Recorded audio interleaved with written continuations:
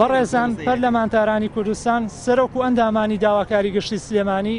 پارێزگار و ئەندامانی ئەنجومەنی پارێزگای سلێمانی هاو نیشتیمانیان و دەستگاکانی ڕاگەاندن بابەت بەیاننامەی ناڕەزایی و داواکاری. ئێمە وەک نوێنەرایەتی خوێندکارانی زوانکۆی سلێمانی لە ڕوانگەی گرفتاربوونمان بە بڕیارە بازرگانی و نائیداری و نادادپەروەری و نایاساییەکانی حکوومەتی هەرێمی کوردستانەوە سکاڵا و دەردەداری و بێداری خۆمان دەردەبڕین لەسەر پابەندکردنی خوێندکارانمان بە پێدانی 100,000 دینار بە حکوومەت لە پایمانەوەیان لە بەشە ناوخۆیەکان و ئەم بڕیارە تەواو بازرگانی و نایاسایی و بەو پێی بە گوێرەی مادەی 34 بڕگەی 2 لە دەستوری عێراقی کە ئاماژەی بەوە داوە خوێندن مەجانیە بۆ هەموو عێراقیەکان لە قۆناغە جیاوازەکاندا و بە پێی مادەی یاسای